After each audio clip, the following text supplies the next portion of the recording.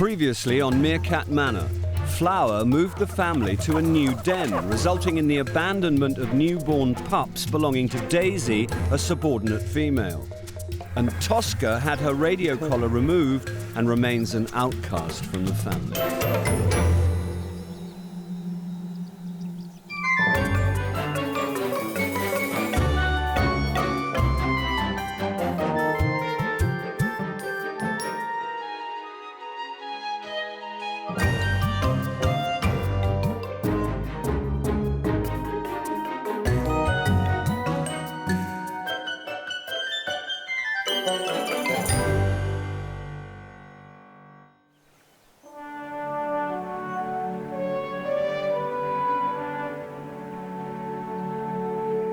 Where the 900,000 square kilometers of Kalahari desert start to give way to scrub and bush, this is where you will find dozens of little families of meerkats eking out a living from the sandy soils of South Africa's northern Cape.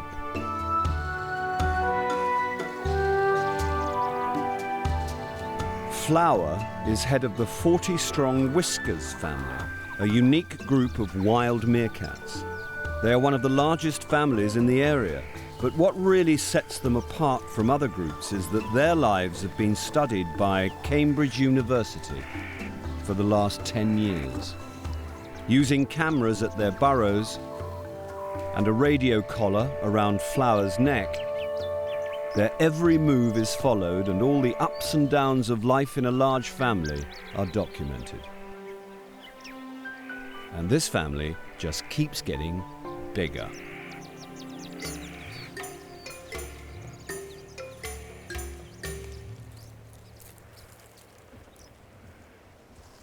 Flower is the matriarch and uncompromising leader of the gang. She reserves the right to breed exclusively for herself. She's pregnant for the third time in less than a year and, as usual, has a fearsome appetite.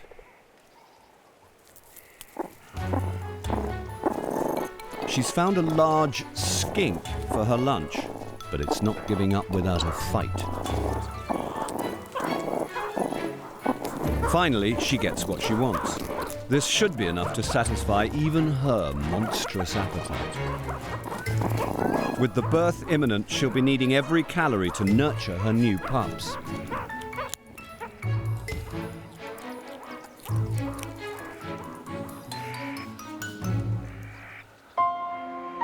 Finding food is just one of many problems facing Tosca. She was evicted from the family the last time Flower was pregnant. That was a few months ago, and Tosca now spends her time living a solitary existence on the edge of the group.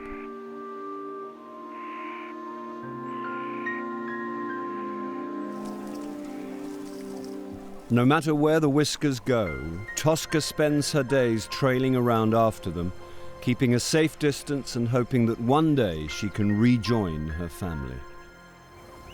But because Flower's pregnant, she's unlikely to allow Tosca to return at this stage.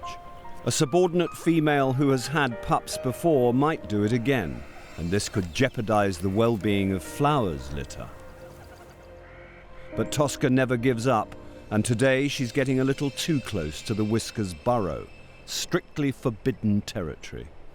So far, Flower is too busy foraging to notice her, but she's about to overstep the mark.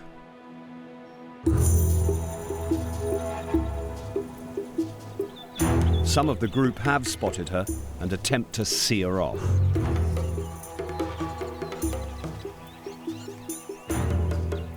But Tosca is so desperate to rejoin the family, she's refusing to budge. Now Flower spots her and leads a second group intent on frightening her away or beating her up if she's not quick enough. Poor Tosca finally loses her nerve and disappears back into the bush. With Tosca back in exile, the family start to relax again, but everyone will be keeping a lookout for her.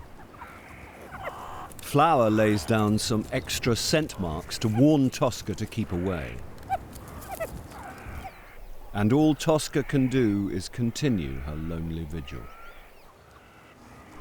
With the excitement over, the group head off for some more foraging, and they are making for one of their favourite locations. An old irrigation tank with its water trough attracts thirsty animals from the surrounding area. Although meerkats get most of their moisture from their food, it's still a welcome source of fresh water in the middle of the day. Being the head of the family, Flower is first to investigate. But the water is hard to reach, and meerkats hate getting wet, so she's being very cautious indeed.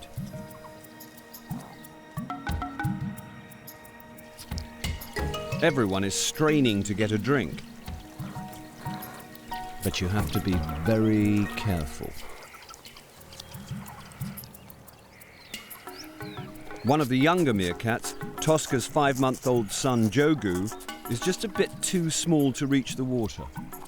Very frustrating. The adults have no such problems.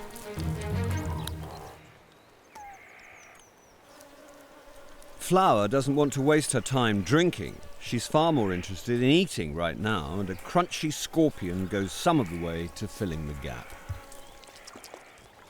Suddenly, Jogu appears. It seems he managed to reach the water after all, but it doesn't look as if he got much of a drink. Very embarrassing. Flower goes to check there are no more pups taking a dip, while Jogu tries to pretend that nothing happened.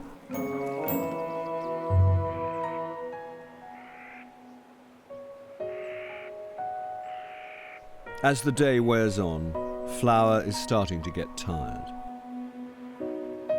It's time to head for home and bring her latest litter of pups into the world.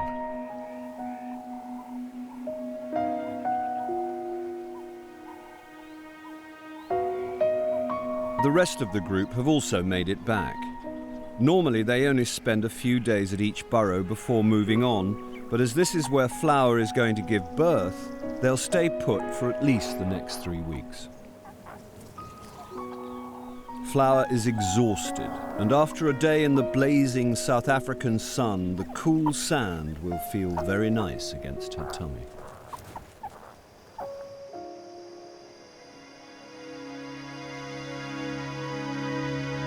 Overnight, Flower gives birth to a litter of healthy pups.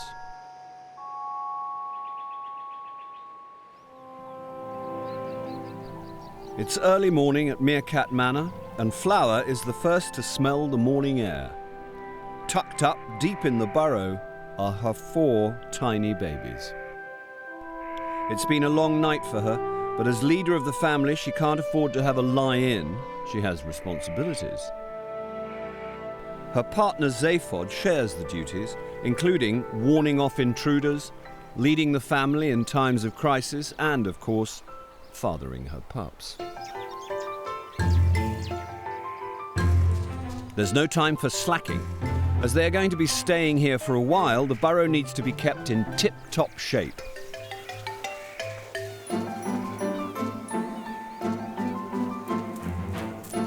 Anyone caught napping on the job can expect little sympathy. Tosca's teenage pup Jogu needs to clean up his act and start pulling his weight.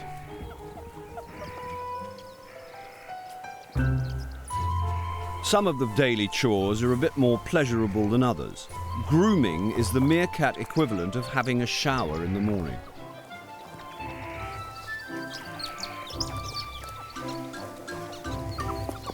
Like most young boys, Jogu's brother McMurphy needs some persuading when it comes to washing, but getting rid of parasites is essential to the health of the whole group, so he has no choice.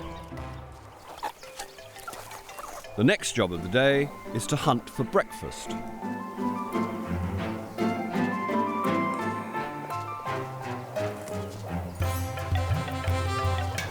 Word soon gets out that it's time to leave, and everyone is keen to get going. There's just one problem. Someone has to stay behind to babysit Flower's new pups, but no one seems keen to volunteer. Flower is far too hungry to stay behind herself.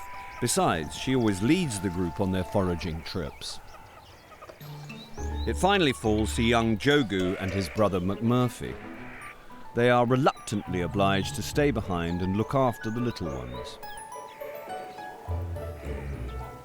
In truth, they are much too young and irresponsible for such an important job. The rest of the family are soon gone. They won't be back for several hours. The boys are all alone.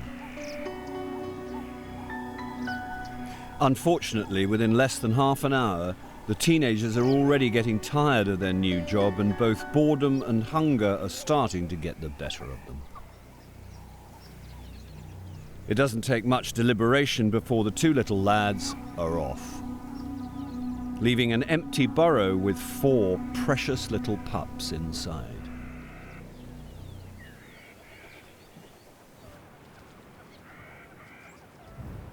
Almost a kilometre away, the rest of the family are taking a break from foraging and are, of course, oblivious to the potential danger that the pups are in. Flower would be heading straight home if she knew her pups had been abandoned, but for now, ignorance is bliss. Jogu and McMurphy are probably hoping to catch up with the foraging group and grab a late breakfast. The only flaw in their little plan is that they have absolutely no idea where the others went. It's not long before they're lost and frightened. The youngsters would be easy pickings for a bird of prey, and as the minutes tick by, they get deeper and deeper into trouble.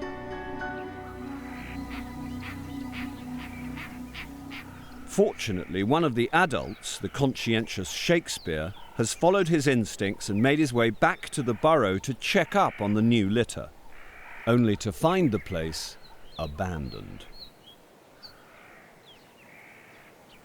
He has no idea what's happened, so he goes below to check on the pups.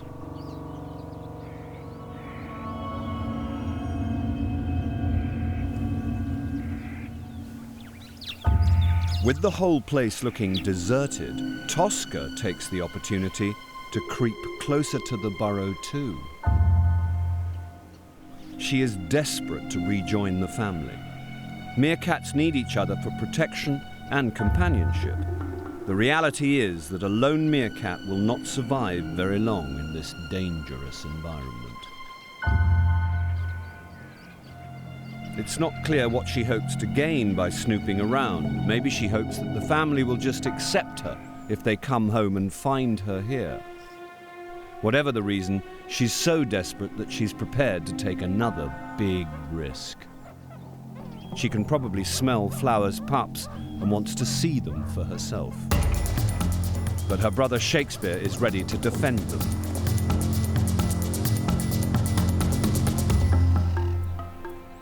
Despite their close relationship, he knows that the family don't want her around, and she has to go. Tosca is shaken and will have to resign herself to her fate. For now, her only companions will be the ground squirrels and other Kalahari wildlife. But how long she can survive like this remains to be seen. Half a kilometre away, and still totally lost in the bush, are her sons, Jogu and McMurphy, the two hopeless and hungry little babysitters. The bush is no place for two little lads to be out on their own, and the further they stray from the burrow, the more serious things become. Despite their predicament, they are desperate for food. With no one to watch the skies, they decide to forage under the cover of the bushes, out of sight of any airborne predators.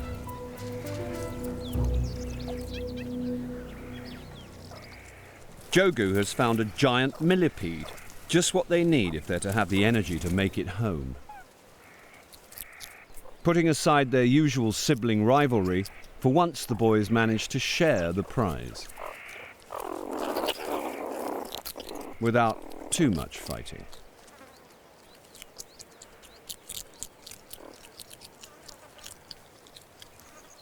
It's been a long day, and the family are starting to arrive home at last. Flower is keen to check on her pups and give them a feed. With their strength restored by the millipede, the two lost babysitters are trying to pick up the scent of the family. But it's no use asking any of the locals for directions. Luckily, the boys have unwittingly been wandering closer to home, and their keen sense of smell will soon be enough to guide them back. The Whiskers are all back at the burrow. Flower's pups are safe and well, thanks to Shakespeare, but so far the group are unaware that the boys are missing. It's evening by the time the lads finally sniff their way to safety.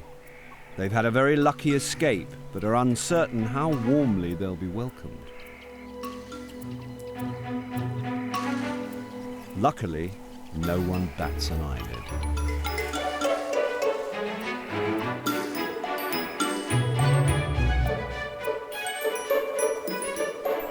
The two little lads can finally relax and go back to being playful teenagers again. No more babysitting duties for them.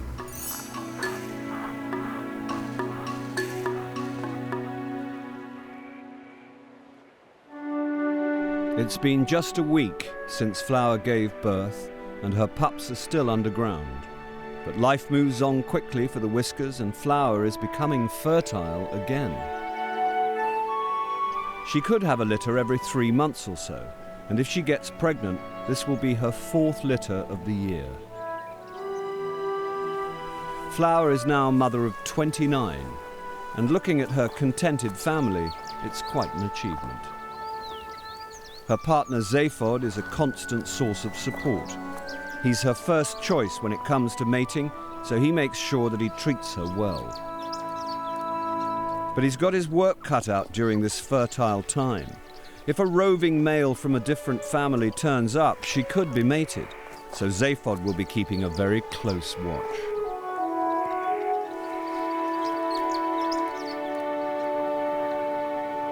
It's not long before the Whiskers follow their usual routine and head out for the day's foraging. If Flower is to have another litter, she needs to get back into condition fast, and this means eating as much as she can find. But Zaphod has no appetite for food. There's only one thing on his mind, and so far, Flower is tolerating his attentions. The rest of the group are taking no notice of the two lovers. But Zaphod is a meerkat obsessed. Flower is innocently foraging with Zaphod's brother, Eucerian. But he's Flower's ex-partner, and Zaphod isn't prepared to take any chances. He storms in to stake his claim. Flower seems unimpressed by Zaphod's manly display, and he gets a face full of sand and a good telling off for his trouble. Not the reward he was hoping for. Flower obviously isn't as interested in mating as Zaphod, but he's not giving up. The poor chap can't take a hint. He can only hope that his persistence will pay off in the end.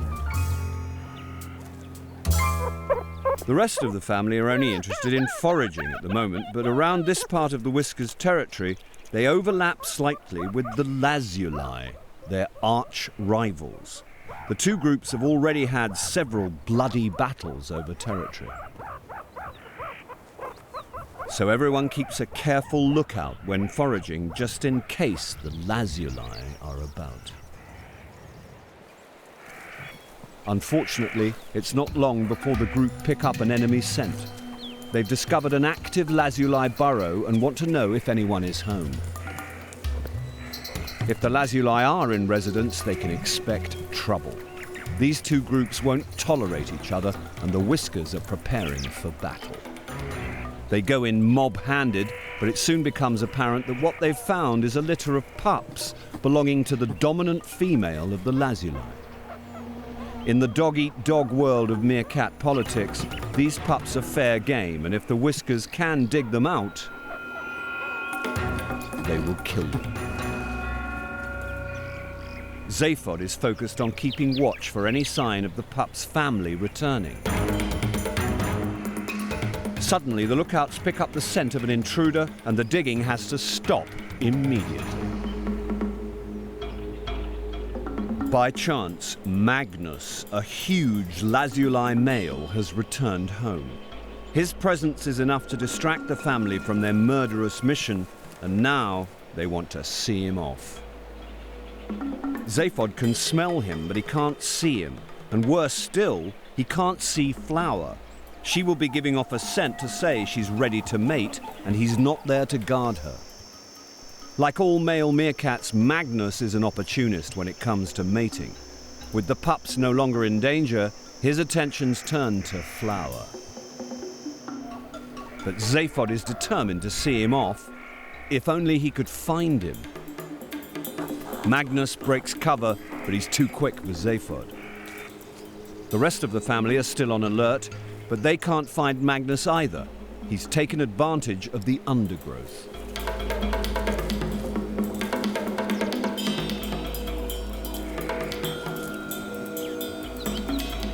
And making steady progress towards Flower,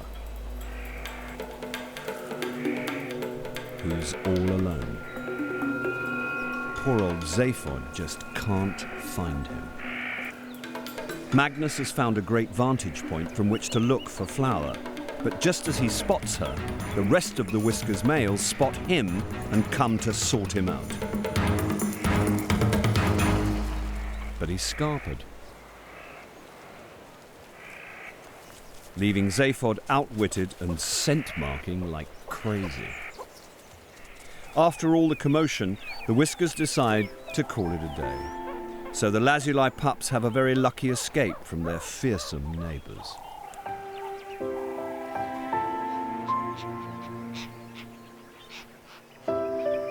As another day for the Whiskers draws to a close, the events of the last week have brought them closer together as a family. Whether they're seeing off rival males or ex-family members, they always show a united front. And they seem to share a genuine bond of care and affection for each other. Flower enjoys the privileges of being top cat and has proved to be worthy of the role, providing the family with strong leadership and a future in the form of a new generation. All the youngsters in the family are in high spirits. And tomorrow it will be business as usual for this family of survivors. Next time on Merkaat Manor, Flower's pups emerge for the first time, and one plucky youngster decides he's ready for a solo adventure.